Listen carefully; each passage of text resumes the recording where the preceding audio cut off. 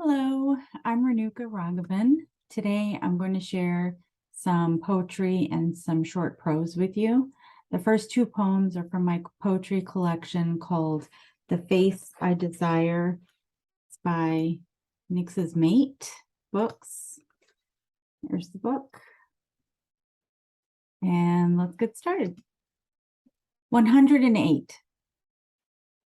108 beads, 108 chants, 108 times. A small corner of our already small apartment kitchen was my mother's home temple. She prayed with her whole body to bronze and silver deities every morning. She crossed her legs, closed her eyes, bowed her head, and poured all thought into her sacred ritual. Her rough, calloused hands that never hesitated to confiscate my Walkman or tear through my rough ebony curls with a fine-toothed comb, now washed the elephant god with milk and water, delicately cleaning every crevice, his obedient, devout disciple. Before it was all done, she'd settle with a tattered prayer book in one hand, a Rudraksha mala in the other, reciting hymns and mantras. 108 beads, 108 chants, 108 times. With each whispered beat, she erased all those moments in her life that caused an aging woman to prostrate herself on the kitchen floor. When the flames of the pyre die out. We collect the heaps of ash, the dry, arid stench of marrow tattooed onto our olfactory senses, fighting with the sweet aroma of surrounding jasmine and peony, grass and sandalwood. Our canvas is a calm river. A gentle sway invites us to her banks on this bright day. A koel expels his sharp cries and flies off to find a mate. Soundless intervals amidst unknown incantations invoke dead spirits of our past to come and escort the newest departed soul to rest. The fragile staccato of each spoken hymn hushes into a dull beat, a soft cadence that accompanies them to a quiet place beyond the blind, eager reaches of our longing sorrow. These next few short fictions are from my most recent collection. It's titled Nothing Resplendent Lives Here by Cervena Barva Press. And the first one is called Godmaker. Your watch says 10:30 as you look out to the Arabian Sea, thinking of a different sunny seashore on the other side of the world. Nursing your second gin and tonic at this Mumbai dive bar, you overheard a tour guide suggest, because it was famous for kebabs, spotting Bollywood stars score cocaine, and meeting one-night stands. When you realize yours is a no-show and you stand to leave, but the music starts up, and Rihanna swears she found love in a hopeless place, and you smile as you light a cigarette because you know the DJ who's been eyeing you all night played the song just for you. Then he makes his way over to your table, and you smile at him as he grabs your waist, and the two of you dance, all hot, sweaty, delicious. And you just want more dancing, more drinks. And later, as you lie in the hotel room, DJ tells you he's never left the city, that his whole life is encompassed within one neighborhood, that his biggest fear is to die here without seeing the world, which is probably why he likes to bed tourists, you realize. Then he tells you he comes from a family of godmakers, people who make tiny, fat Ganesh figures that you've seen hawked on city streets and at crowded intersections all over town. Give me your address and I'll mail you one, he says. But all you want to do is tell him you don't have a permanent address, that you have to leave before morning, because here the sunrise has a way of emptying everything inside of you.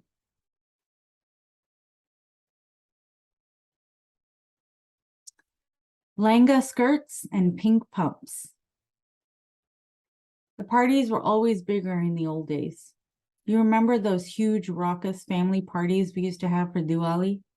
when Avi came up from North Carolina and Preeti Auntie would come down from Buffalo. The old days when a silent gesture dangled in the air like a promise. Nobody comes around anymore. The holidays are just me and my brother Dave. You should see him now, eyes all swollen up with cataracts, diabetic and overweight, still stubborn, still single. Oh, but back when the kids were young, running through the house, wearing superhero capes and fairy wings, back before Ashok's heart attack, those were parties. The music, the dancing, the food, the clothes. I still have that langa skirt and those matching pink pumps. Remember how Sai always said I had the sexiest midriff? So much effort to make sure everything was just right. And it was all worth it. Then, of course, the kids would make a mess of everything. Remember how I used to get so upset? All that food plastered to the floor like a mosaic fresco.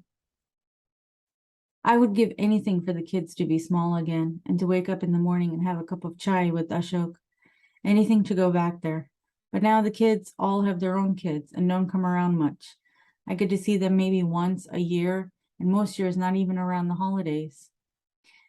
This is what happens when everyone moves and gets older. I know. Husbands die, celebrations get smaller before fading altogether. You spend more and more time alone with nothing but your thoughts. Thinking about what? I'm not even sure anymore.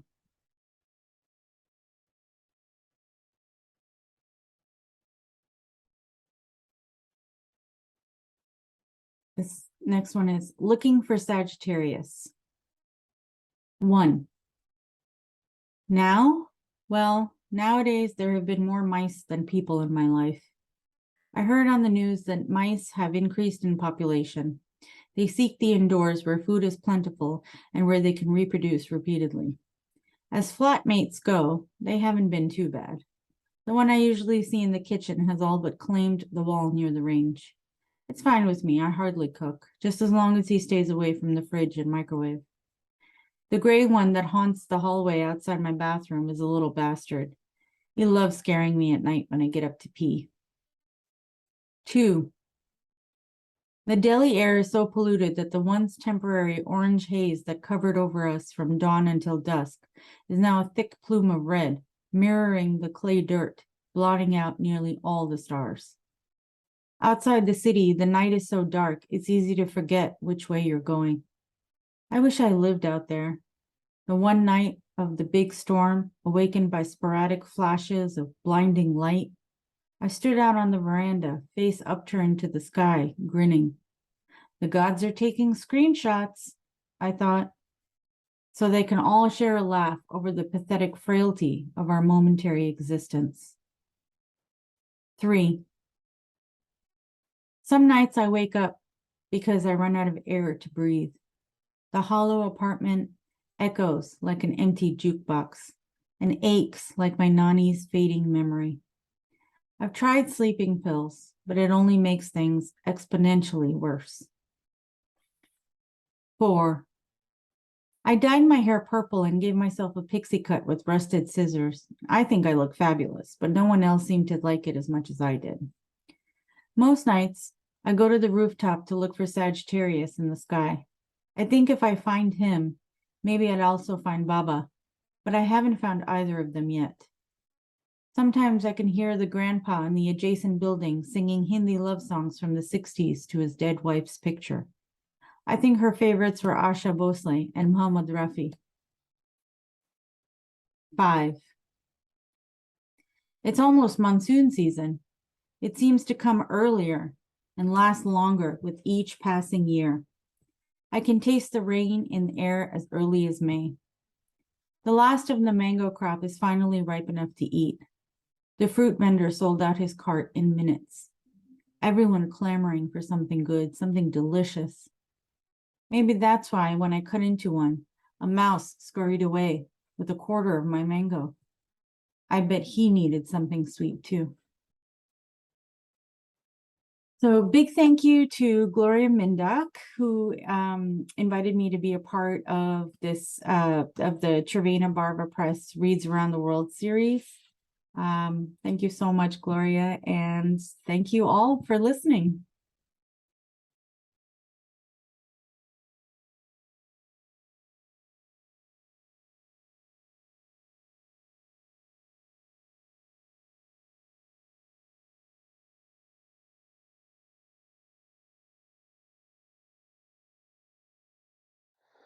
This poem is called Agape for Love, or you could read it as Agape for Love.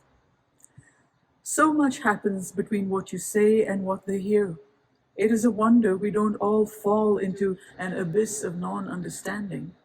You look, you observe, you speak, you verbalize, you gesticulate, you explain, you emphasize, you expatiate, you expound, you clarify. You do everything you can to be understood, and the gulf between you and the other sits there like an infant with mouth agape, tonsils bared, wailing into the void, and yet you persist. You speak, you explain, you expand, you expound, you expatiate, and you expend energy and all your expression, knowing that even a crumb that falls into that abyss will stave off hunger. The abyss is always hungry to understand, and always agape for love. The poem's called Balloon. It's a very new poem. The entire world shrinks to a point, the point of an insect pin at whose end flutters a note. You never tell anyone the huge air-gulping non-words that the note holds. There are no words big enough to hold this thought, nor small enough. There are cells running amok within you and things growing and molecules cruising this way and that in your bones and blood, busy making deals with each other and with a dark stranger in their midst. They don't know that you know. They don't know you. They are part of you. They work against you. They know only to increase and never stop. All you can think is, I'm glad I had some warning. I'm glad I can do this. And you watch your mind float far, far away, a balloon on a string of consciousness, ready to be let loose by a passing wind. You had a life. You have a life. It had meaning. It has meaning. You had memories. They'll have your memories. Your cells float lazily around all the places you visit, attached to butterfly wings or beetle feet. All those platitudes at which you once laughed, you've never truly gone. You'll live on. All that, they're true, just not the way you know or knew. The clouds are hazy with light, the sky impossible to name, and a shining sun burns down. Your world shrinks, then billows, fills with air, with joy, and with a sunlit sorrow too huge to hold. You are Icarus now. It is time to rise. You hold on to that balloon and hold on until it's time. Fish in air. Flying fish over bicycle bars, what single thought flew like a spark through turgid brain and frozen blood? What word, now vanished, formed itself and sliced through evening traffic air like an uh-oh of finality as you struck that sidewalk like a cannon? And why is it that no memory surfaces like a bubble on your lips? If death had come, it would not have hurt. It would have been easy. The hurt would have been for others, strangers left holding your body, waiting for your loved ones. I'm glad you didn't go. Much life is left to wade through, to swim through, to fly through. Hurt exists in bad dream space, but you erase hurt. You go through life erasing hurt. So that when the end comes, you will go with no uh-oh. You will simply fly away, leaving breath and blood behind, and no sorrow will attend your passing. And you will be a memory, then a memory of a memory, then wink out of mind over other bicycle bars farther away from now. The dementia unit of the nursing home. I have no words tonight, none that would suffice anyway. I want to be pure and simple, simple in thought, word, and deed. The humming of the world increases in this room, this bed, this confined space. A lifetime can be summed up thus. I lived, grew older, fell, moved, died. Perhaps the world was changed by me. Perhaps I was changed by it. It matters not, not now. At present, I am content, not content with these. This bar of chocolate, this clementine, these earrings, this necklace, this ancient gold watch that belonged to my mother's mother, that ring, my mother's engagement ring, these paintings full of life and color and talent, mine, my joy in seeing beauty. These reminders of someone, a stranger who lived long ago, vibrant and witty, full of ambition and love of poetry, pretty and scholarly and generous, sarcastic and hurtful, not always liked, always striving to do what was right. Rain comes down like regret, and I forget why, although I weep. The silent woman seated in the other bed speaks, and is silent again, staring fixedly at the ancient silent television, its screen dark. Perhaps it's raining where she sits too.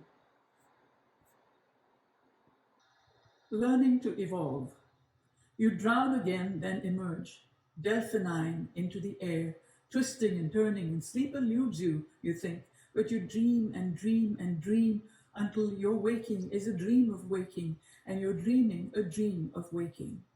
And you walk on water towards a distant shore where sylphs gather in the air and dryads behind trees and salamanders dancing in flames that do not scorch, cool fire. And they await you, undying, as you come closer, closer. You reject the world of waking. It is dull, plastic, a mere imitation, when you've loved and lost and regained everything and everyone 100 times over. You laugh as the waves part beneath your extremities, which you cannot see, because you never look down, just up, just around, because there's so much to see.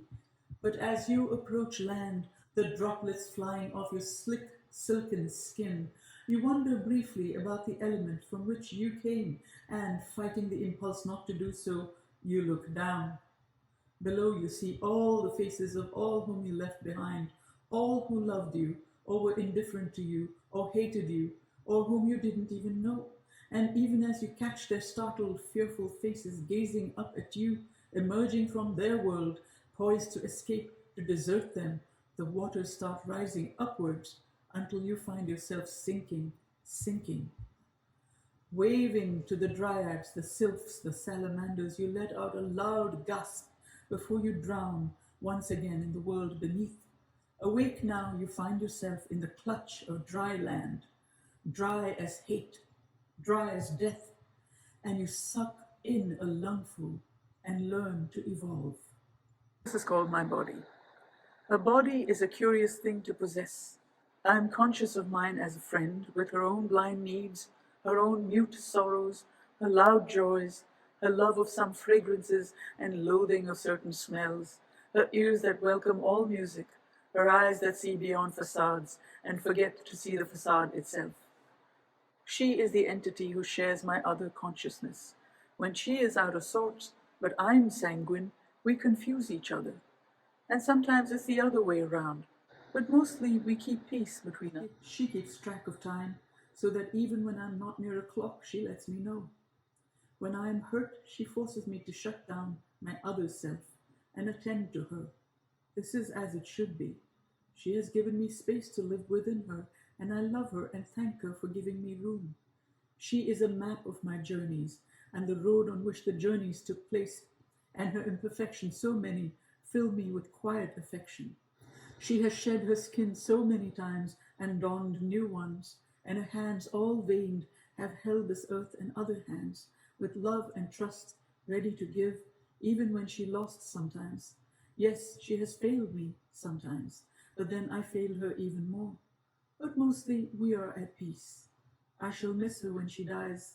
I do not think she'll remember to miss me at the time of her passing. This poem is called No Words for This.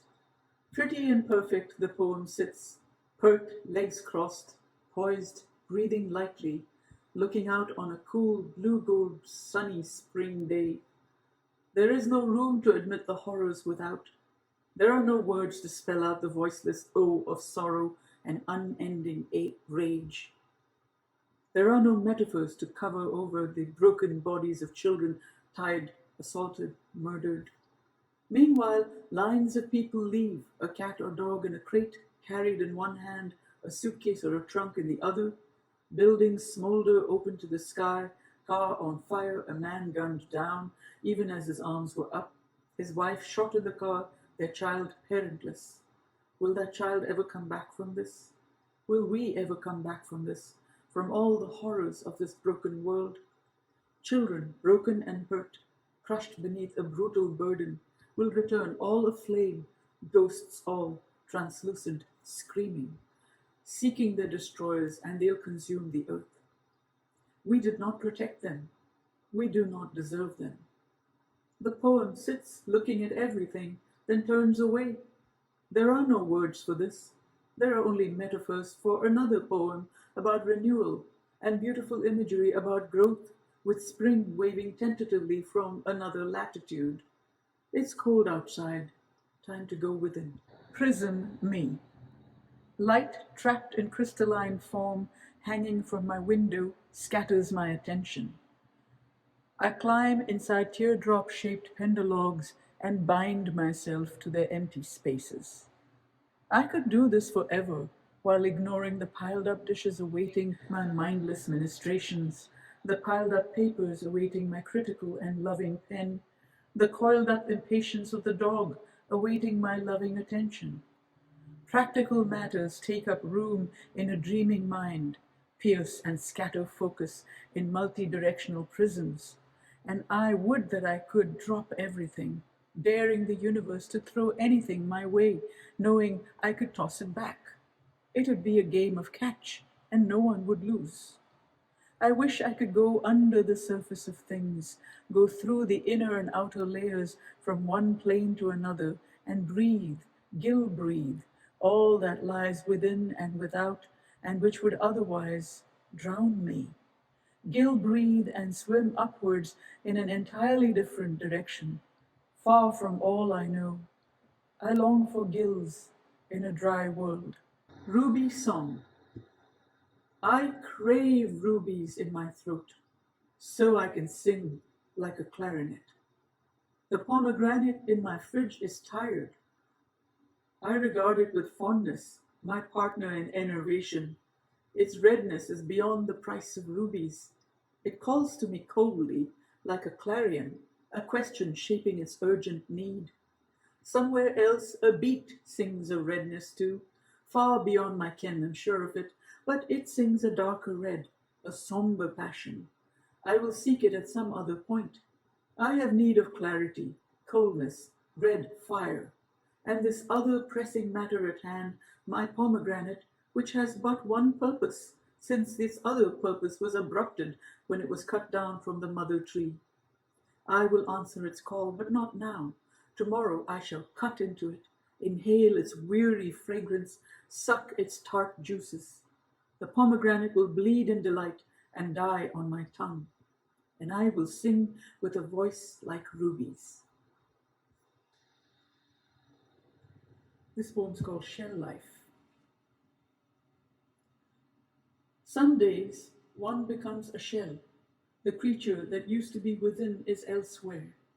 This is oddly interesting. One picks at it. There's some pain. The scab is fascinating, all scabby and rough, but slick with memory. Like snail trails leading somewhere, but no one knows quite where or why. On some days, one could face nothingness with ease. Would the shell then get back to being elemental, make a garden grow, adorn a god's desk? Becoming elemental again, how soothing that would be. Death needs no drama, no fuss. It just flows along, doing its job.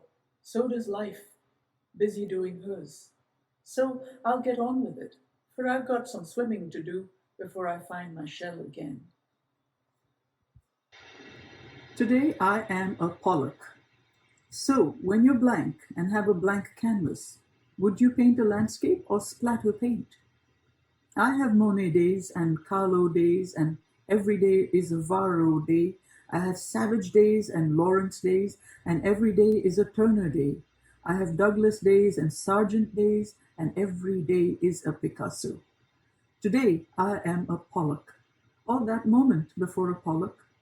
Before that moment you might see waves and a goose or streaks of traffic zipping by. You might see a baby in a stroller turn into a golden puppy on a leash. You might see a child on a bicycle pulling away from your leashed poodle. You might see apple trees pulling shy green sleeves up their outstretched arms. You might see a family of 3 and their dog walking down the street, deep in light-hearted banter, or you might just see spatters. Maybe I'll avert that first splatter, or make a pattern I might discern after the fact. Maybe you'll see something. It'll always be after the fact.